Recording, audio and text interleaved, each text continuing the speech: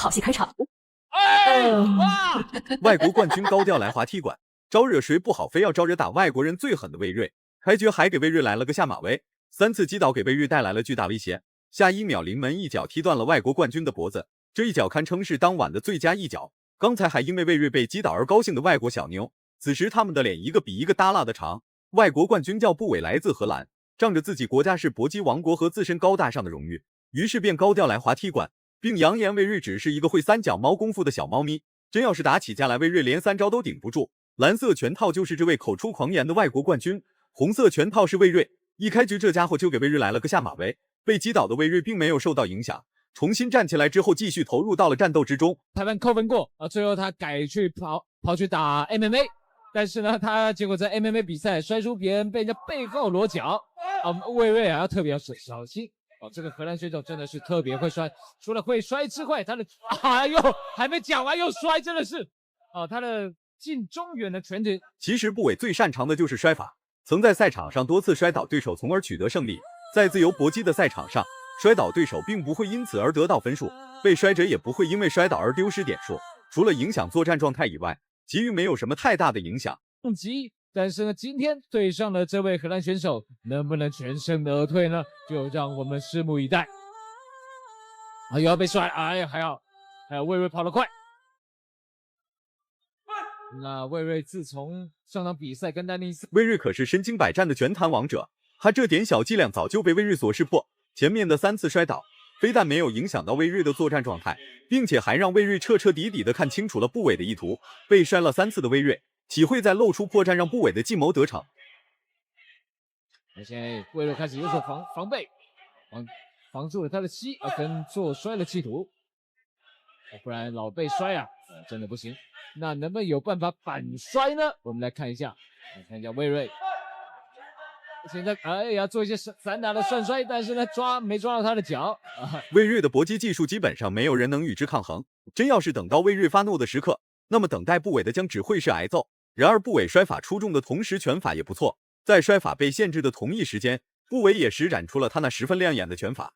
赛场上出现踢裆行为是不可避免的，只要不太严重，都不会影响选手的作战状态。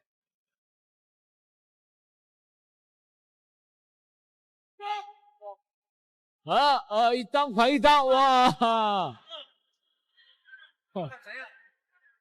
这个不是英雄惜英雄的表现吗？好，魏巍深呼吸之后说：“他行。”互有踢裆的2位也算是一笑泯恩仇。比赛重新开始，布韦在荷兰擂台拥有十分庞大的拳迷粉丝群体，自身的搏击技术也是非常的高超，并不会因为踢裆而影响整体的作战状态。连续的拳脚对拼让比赛达到了高潮阶段。响彻云霄，这个声音非常的响亮。那我们这个蓝方选手他做一个转身的后踹，踹到了魏睿的髋骨，没有踹到肋骨。目前魏睿被摔过几次之后，大概比较熟悉对方的一个。布韦的战术打法非常激进，时时刻刻都在猛攻魏睿内围做动作。然而魏睿也算是一位经验丰富的拳坛老将，岂会轻易被布韦的3板斧所震慑到？比赛时间过得非常迅速，很快就来到了第2回合。魏睿在第1回合也没有使出全力，只是在用试探进攻，试探着布韦的底细，以免在后续的比赛时间中遭到背刺。好的，近身，又企图摔，继续，节奏非常的快，但是刚刚魏睿的拳没有进入正确的距离，所以打空了。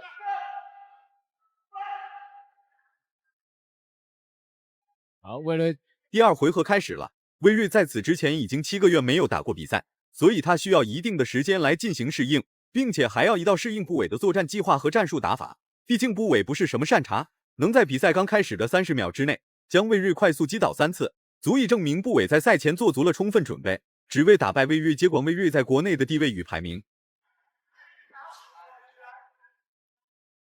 南方选手招式变化多，落点多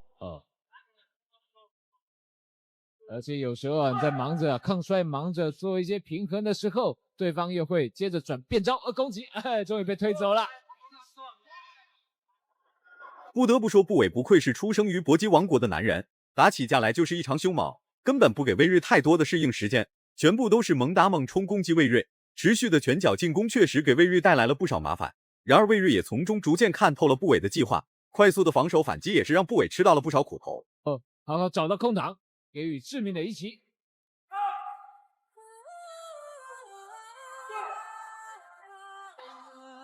好，刚刚魏睿打一个防反，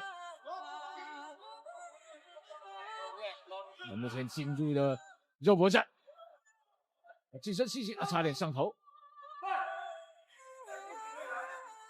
熟悉比赛节奏、适应比赛环境的魏睿，开始逐渐提升进攻攻势，以此来打压信心十足的部委。在部委没有来到中国擂台之前，他可谓是风靡万千，整个欧洲擂台部委都找不到几个像样的对手，招惹谁不好，非要招惹魏睿。看来这一次魏睿要不好好教他做人，恐怕部委后续还会在中国擂台上面搞事情。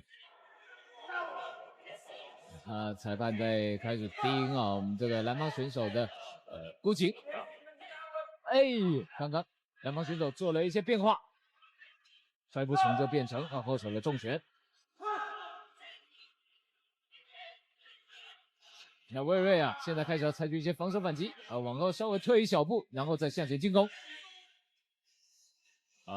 蓝方也是往后退一小步，但是上前进攻步伐蓝方没跟上。蓝方其实他的步伐并不是十分。此时的魏睿准备以牙还牙，在比赛刚开始的时候，部委摔了魏睿3次，然而当下的魏睿便开始了报复计划。魏睿不仅要让部委感受到被摔的滋味，并且还要时时刻刻给部委制造巨大威胁。鼎鼎大名的搏击技术专家，在国外擂台可谓是大名鼎鼎，到了中国擂台却被一位7个月没打过比赛的魏睿死死压制住的同时，还要时刻遭受痛苦的暴揍。为了反击，但是呢，最后一回合比赛开始。那刚刚哇，好漂亮的一脚，听到“砰”的一声，全场欢声雷动。这个高鞭腿真的是太漂亮了。魏睿不仅要摔倒部委，还要踢断他的脖子。重振旗鼓的部委决定卷土重来，眼神空荡荡的部委没想到他的意志力如此坚定。要是换成其他人，或许魏睿的对手早就弃赛投降。脖子受损的部委作战状态已经远不如从前，再打下去也没有任何意义。有点撑不住啦，会不会击倒第2次了？目前还是在恍惚的状态，所以可能会被魏睿给吃掉了。魏睿连续重拳加地扫。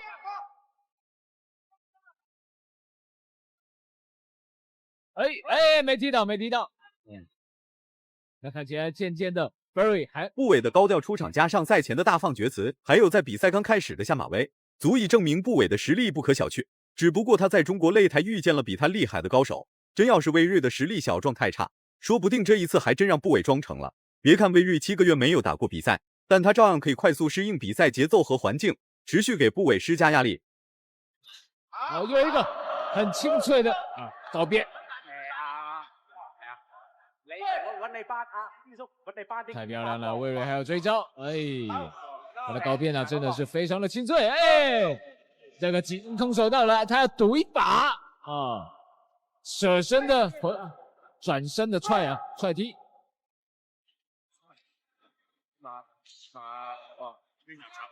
体能消耗殆尽，作战状态也越来越差。照这样打下去的话，部委根本坚持不到比赛结束，就会被魏睿狠狠打趴下。不愧是出生在搏击王国的外国男子，这个不服输的气概非常值得去学习。然而魏睿也是非常的致敬，并没有趁人之危向状态不佳的部委发起猛烈攻击。有点踢到裆，第2次的中裆。好，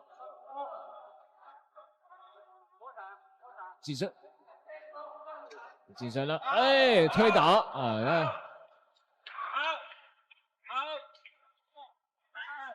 这个算击倒，这个牙套戴不上去。两位都是为了荣誉而战斗，魏睿并不会因为愤怒而下死手，让部委彻底失去战斗能力。俗话说，杀戮并非我本意，战斗只为碗中食。报价这个帅，Nike 的帅，这样行不行呢？我不知道要看裁判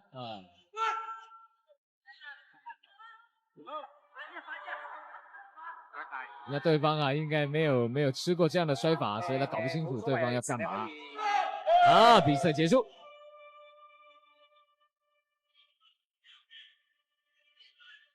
最终魏睿成功打赢了比赛。在最后的时间，魏睿也没有为难不韦，只是把比赛拖到了结束，让裁判来结束这场酣畅淋漓的战斗。魏睿不仅赢了比赛，还赢了人品和对手的认可。如果满分是100分的话，你会给魏睿打几分？